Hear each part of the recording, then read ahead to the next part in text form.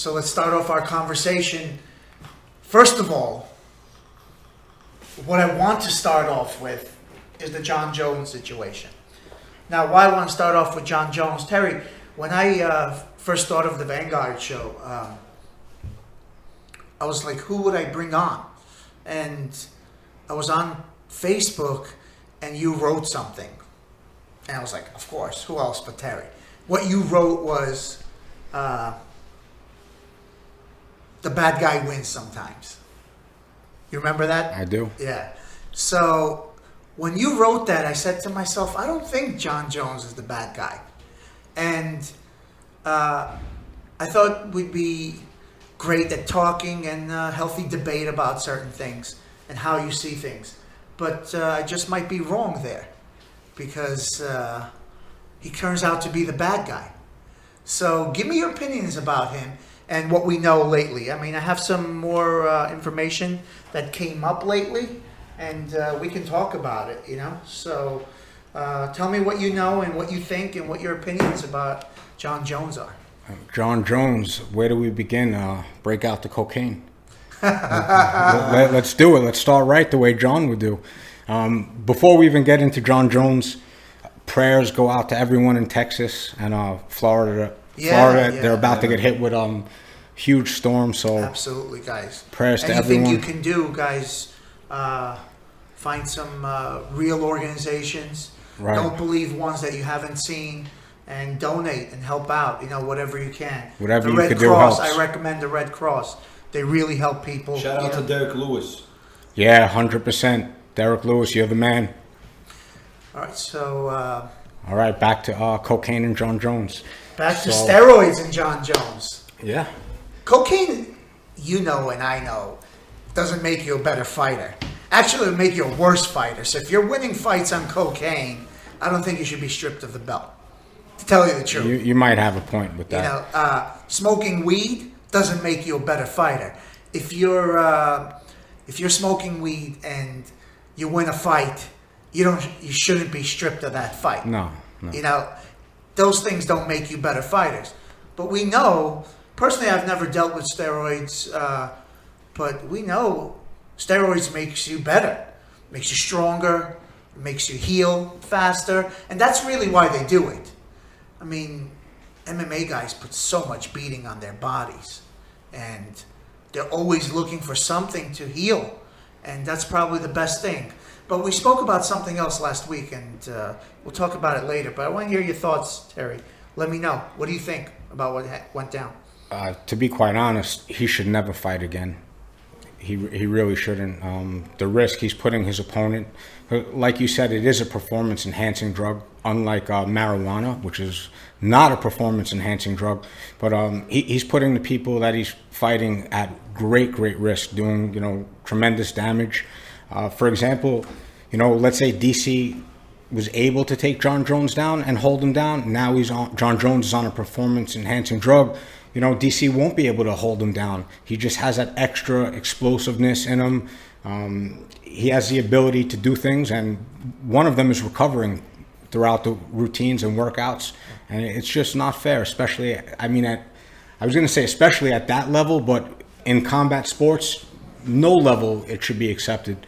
You shouldn't be on any performance-enhancing drugs. So that's it. You marked him off. He's done. You believe? But now there's news that a few days ago it came out that he passed the B sample.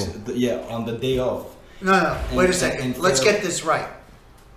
He passed the blood test. He failed the piss test. Correct. From what I understand, that thing that came up on the piss test does not come up in blood test. The B sample we haven't gotten yet. Okay. That clarifies. That's the truth right now, as far as I know. If they did come out with the B sample, and I don't know about it, but I didn't read any headlines about it. From what I know, this is where we're at right now. Go ahead. It doesn't look good, for Jon Jones. Any way we slice it, he's looking at a 4-year suspension, and a lot could change in 4 years. His stock will not be nearly what it is now, and There'll be other stars. The UFC is badly looking for stars. And he'll be 34 by then. It Absolutely. becomes one of those GOAT stories, right? Yes. The guy who could have been. Such a shame. It's a shame. Such a shame because he really could have been the king of MMA. He could have been. And at We one work point- with some amazing athletes, and we know they're not on steroids. Right. You know, the ones that are close to us. You know, we could list off some names, but no need. You could be a great fighter without the steroids. I would say 90% of the fighters in the UFC are great fighters and aren't on steroids. I don't know. I don't know about I guess 90%, now- but a big percentage, they I guess don't now, take steroids. Now that's the case, but I don't think it was the case. I remember, I don't know if we've ever had this conversation, but I remember when USADA was coming, I said, I'm like, you're going to see some people lose belts. You're going to see some things happen that you didn't expect would happen. Who would have thought that Aldo would have been knocked out in the first round? Well, in that situation, I mean, even let's say he was on steroids and wasn't. That's just a situation. I'm not saying he was. Yeah, but that's just a situation where he was knocked out in 13 seconds with one punch. So that doesn't say a lot about his steroids. The Max Holloway fight was a little bit more of a giveaway. And I'm also not accusing Mr. That's actually one of my favorite fighters, so I would like to think that he's not on steroids. But that gym, it's facts. That gym has had a losing record, a badly losing record since the USADA testing came out. At one point, they were like 2-10 or something. No, and Yao you're talking about? No, yeah. But yeah, Aldo's one of my favorite fighters, so I'd like to think that he's not on steroids and never was. So I'm just saying. yeah. A lot of people have lost. Who would have thought Bisping would have been champion? Who would have thought he would have beat Luke Rockhold to become champion? Right. Do you get what I'm saying? There's a lot of things that have happened. You know, I guess Bisping has been clean, you know, and some people, they have to adjust because you could stop steroids, right? But you still have that need, right? You want it. You don't feel right without it. I'm assuming that's how it is. I mean, if you love burgers and you stop having burgers, you're gonna want the burger. You're gonna crave I don't it. know. Yeah, you're gonna crave it. That's to basically appease appetite, but this is to appease, I guess, mental state, because it does help. If you feel like you're physically there, then mentally you become that too. But if you feel like you're physically not up to par, then you mentally break down. And when Right. you mentally break down, you break down. You know. So what about you, Nas? Do you count him out? Do you think that B sample's gonna be negative, and that's it? Yeah, I think this time around, this is just too much. This is not even the second time or even the third time. It's not steroids, but just something with this guy, you know? It's just trouble finds him, even if he's not. It's some kind of controversy finds this guy, even if he's not looking forward to it. So, you don't believe their statement saying that he was on Viagra, and Viagra has that thing? I don't know, man. There's just too many athletes blame the same. It's the same excuses from different athletes every time. Steroids, and then they blame it on Viagra pills. You know, and it's just, we know for a fact that certain athletes are on steroids in the sport. So there's guys that admitted to it. Vitor Belfort, Dan Henderson. There's guys that admit it. There's guys that need it at their age and at their point in their careers. They need it. And so guys being busted on steroids is not. I'm not surprised anymore. It's not a shock to me.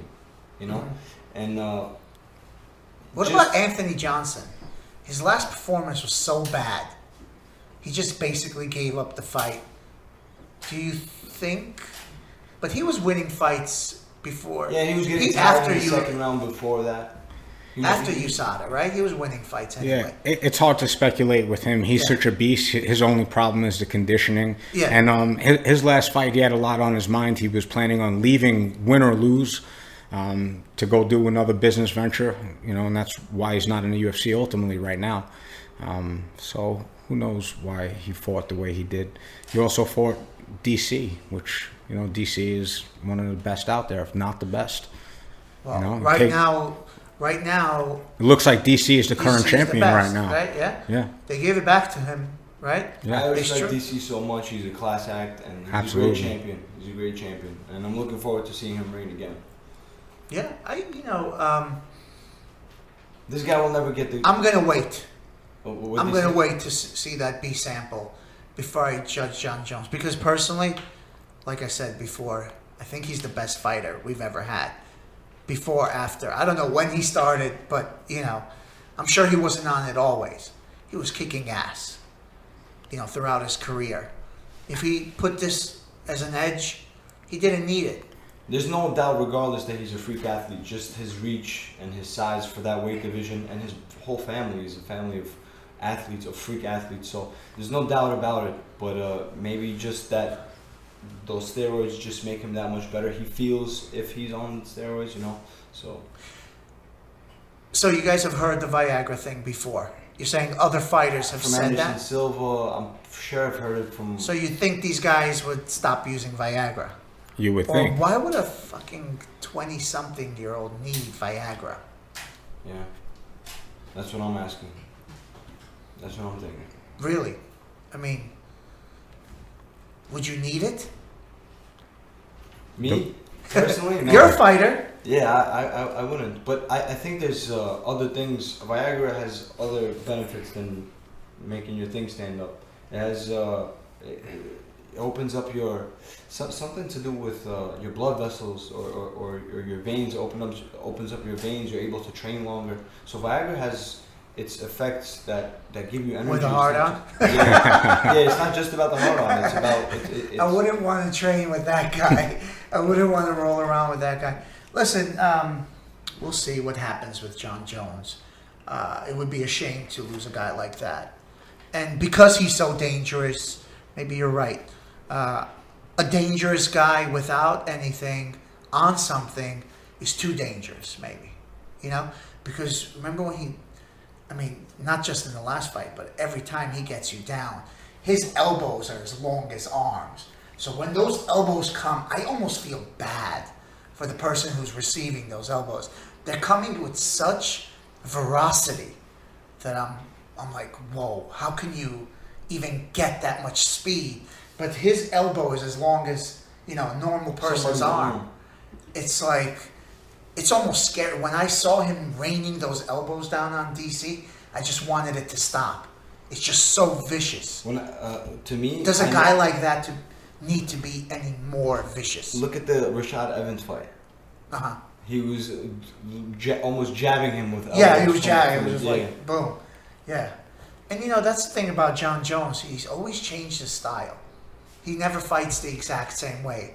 He has some things, but he always has these new tricks that he uses that he feels would be right, or the camp feels would be right for the show.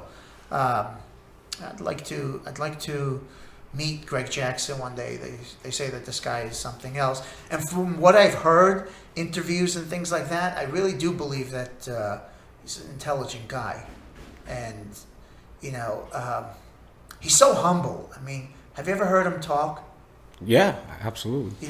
All he ever does is tell you how great his trainers are, that they know more than him, and everyone tells you how he comes up with the game plan. He reads, Art of War, philosophy books, and just things like that, and he comes up with game plans. And that's why he reads knows. and understands people, and at the same time, he's so humble, he never makes it sound like he's the man. I think with a guy who's humble like that really has something to offer. And that's why he knows what the athlete wants to hear in the corner, and coming out all the way from camp. I've seen tape on what he's saying to the guys as they're training to push them. All I the took way to something- the corners in between rounds. So I took something from them, watching them on Ultimate Fighter and things like that. I noticed that it doesn't matter if their fighter's doing well or poorly. He always compliments his fighters so that the judges can hear. That's a tactic. there's round one, by the way, of this Yeah. corner. But that's a tactic. That's pretty intelligent, because I'm looking at the fight, and what he's saying is not what's happening, but I guess he's psychologically. That's what he's doing. seeds. He's one of the best at. He actually calms you down, whether you're up or down. He's relaxing you Right. during that time, and that's really important. He knows his fighters, but he knows how to relax them, no matter what type of again, whether they're up or down. He knows how to calm them and make them come out fresh. Again, so he's definitely one of the best coaches in the game. He is. He They don't is. call him a scientist for no